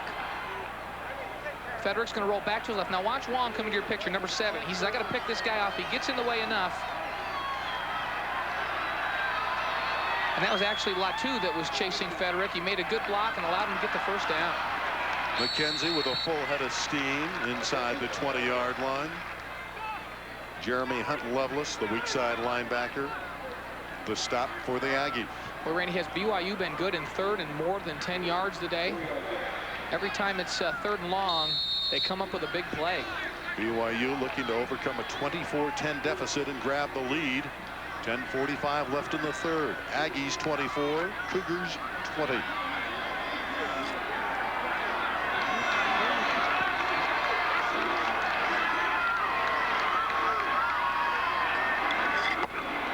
Play fake. Frederick still with the ball. Johnson to the 11-yard line. Bumped out by John Del Carty. First down, BYU.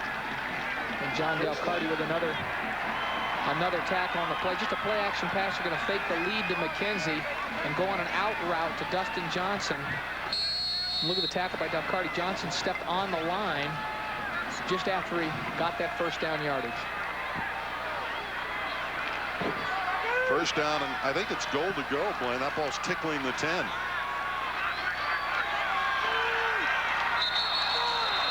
Flags down. See if BYU can get the lead. They've had some opportunities late in the first half. Federick was picked off. They're down there again. Prior to the snap, full start on the offense. 5-yard penalty, still first down. Well, these are the situations Will the clock operator please? The Cougars have prospered in. Long situation. When you see Eric Bateman, the big right tackle for the BYU Cougars, left a count early on the play. It's hard to hide when you're 325 pounds and 6 feet 7 inches tall. BYU back at the 15.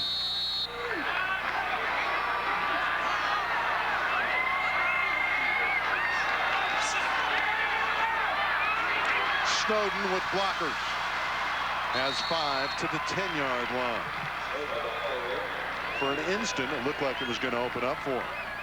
Snowden had people out in front on the screen, but the Aggies did a great job of pursuing from the backside. They ran Will Snowden down from behind. Take a look, well set up. But Snowden's got to accelerate to be caught from behind. Great play that time by D'Amato.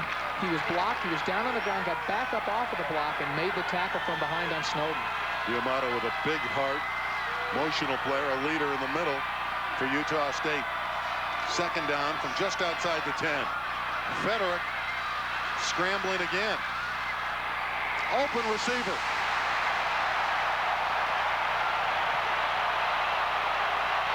Anderson gives Brigham Young the lead.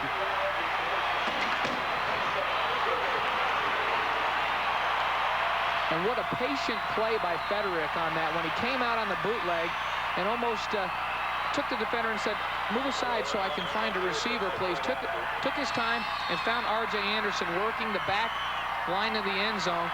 Watch him come to the outside. And then he says, okay, just a second, I got to find a receiver here. Takes his time, sets up, and delivers a nice throw to R.J. Anderson, who worked his way all the way across the end zone and then back across. Hodgman adds the extra point, the first career touchdown for R.J. Anderson from Kevin Federick. So BYU has rallied, scoring the last 17, and they have the advantage.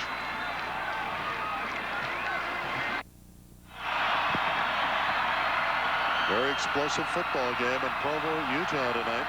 Still another drive, this one of 80 yards. Anderson's first career touchdown, catching it from just outside the 10-yard line. Officially a 10-yard TD. BYU, it's been a long time. They led 7 up it, and they have not led since. Smith at his 4, Steve Smith. And he has blazing speed. Well, the last time Steve Smith touched the football on a kickoff, he went 43 yards. This time he takes it out to the 37 of BYU. He is explosive. This game is brought to you in part by the 62,000 proud professionals at Delta Airlines who put you on top of the world. Take a look at Smith again on the run back. Gets up into the return so quickly, just accelerates. He is at full speed from 2 steps when he catches the football.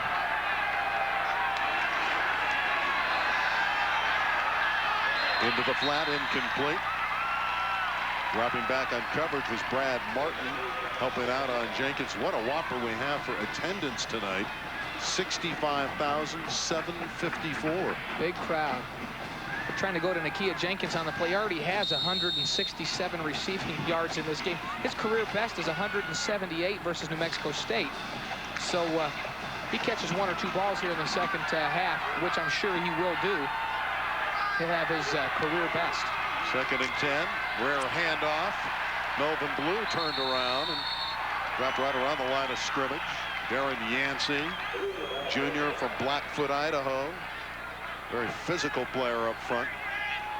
Flexing his muscles. Yancey's going to come down the line of scrimmage. He doesn't make the tackle on Melvin Blue, but he slows him down enough to let Ed Keel and Spencer Reed come in and finish him off. Those third down plays, 3rd and 9. Aggies from the Big West. Doing well against the opposition from the WAC. Then they had the big win to begin the year at Utah. Smith on the reverse. Nearly broke free. If it wasn't for Ed Keel getting him by the jersey, it might have been a big gain. When Brad Martin came up and took on the block, and then Ed Keel made the play from the inside. Utah State trying to get Smith with his blazing speed, turned around the corner. Came in motion from the far side, so he was running full speed at the snap of the ball. Then Brad Martin turns it back inside, and Ed Keel just gets a hold of the shoulder pads of Smith and brings him down. Dabney in. This is Arguello to punt.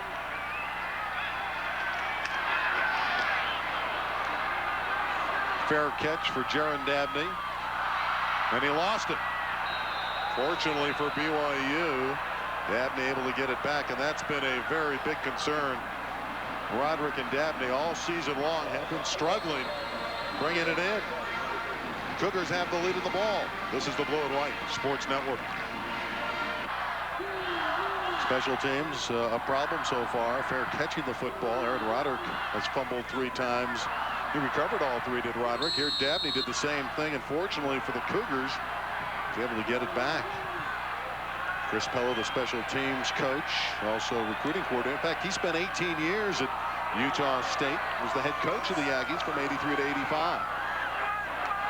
Wide open receiver again. Brian McKenzie circling out of the backfield. Deshaun Garment finally knocked him out of bounds, but the Cougars getting their guys, whether they become receivers out of the backfield or the wideouts, wide open. 21 yards on the play, and but Garmin has to feel picked on. A lot of plays going his way here in the football game. At the conclusion of the game, we'll select the most valuable player, presented by AT&T Wireless Services. It's all within your reach. AT&T. BYU to its 35. And their offense is starting to dominate. McKenzie, maybe a yard. McKenzie, the ball carrier. Safonia having a big game, number 58 on defense. Well, the Utah State run defense has been solid today, and they were good in their previous game, shut down the University of Utah running game. There's Safonia, but the secondary has had a struggle here this evening. Federick's put it up there about 40 times already. Throwing the ball extensively. Another quick out, wide open receiver. It's Roderick.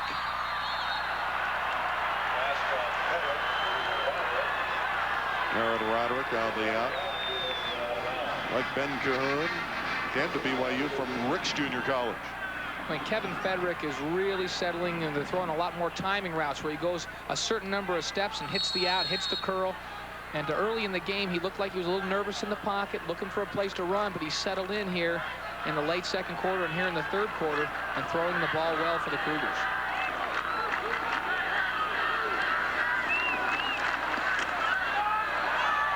Tries the near side.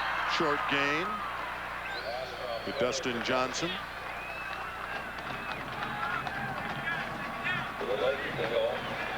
There's Eagle, who made the tackle. The Eagle has landed. Blake subbing at linebacker. Well, if you're a defender, especially a defensive lineman, you've got to be getting tired at this point. Defensive linemen are pass rushing over and over again. When a team throws the ball that much at you, linebackers, look at them breathing as hard as they're breathing. They're running all over the field trying to cover receivers. It is tough on a defense to defend a team that's throwing the ball as much as BYU is this evening. The pitch to McKenzie, looking for a block, can't find one. Eagle's there. Like Eagle, defensive scout team MVP last year for the Aggies, and his progress has given him more playing time as the season's gone forward. It'll be third down for the Cougars. Third and still about 8 to go. BYU 27, Utah State 24, 6:35 left in the third quarter. Ostensibly, this third quarter's been owned by Brigham Young. They were down 24-20 at the break. They need a first down here, though, on this third down to keep the drive going. Frederick with the pump fake, looking deep for Cahoon. Caught out of bounds by the defender. It's Livingston that came up with the football, but it's no good. Well, and Livingston made a good play. He had inside position on Cahoon, and he forced him out of bounds. He ran, maintained his position on the field. You're going to see it at the end. Utah State comes with a blitz. BYU picks the blitz up, and you've got man-to-man out here. And Livingston uses his body, forces Cahoon out of bounds, and then makes the interception out of bounds. Just a real good man-to-man play by Livingston. J.D. Hartsfield, third in the WAC in punting. Better than 45 yards a try.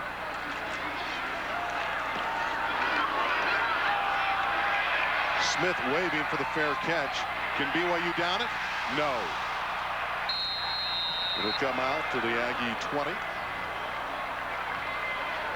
Utah State very much within contact, trailing favored BYU by 3, 27-24 for the Cougars.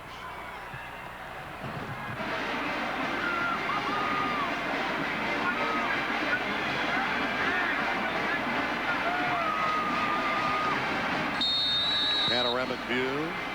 Now we go into the huddle of the Aggies here at Cougar Stadium. It's BYU by 27-24. Shot has thrown 21 times.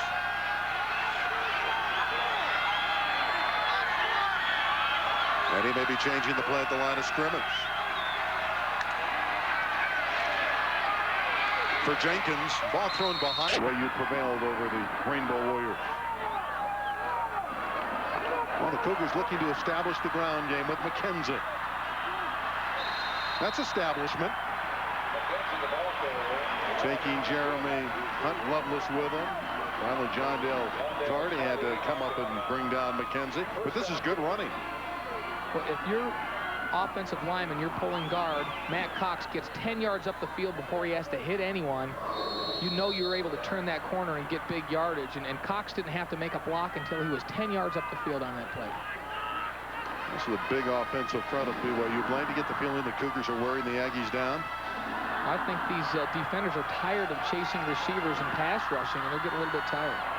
Well, they're not tired here. McKenzie is dropped. His spirits dampened after that carry. Crossland, the big defensive right end, 6'5", 280-pound senior.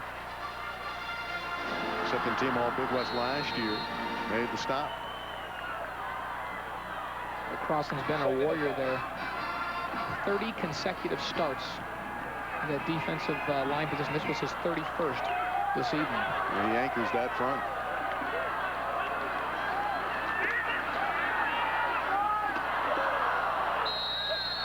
Hunt-Lovelace with some pretty good defense, number 54. But he had Brian McKenzie man-to-man out of the backfield, and he was right there in his pocket. And McKenzie's going to come back to the huddle and said, hey, Kevin, next time I got a guy that close to me, please don't throw me the football. Throws it out there, and McKenzie is set up. Lovelace with a good job in coverage on Brian McKenzie out of the backfield. Yeah, he anticipated the ball was going to McKenzie. He just was there just about the time the ball arrived. Third down and 9. Frederick in trouble, and down he goes. So the pressure from the Aggie front.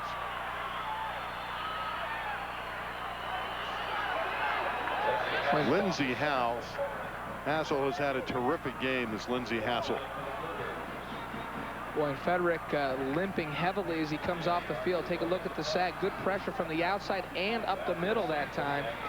And Frederick is really limping as he goes off the field.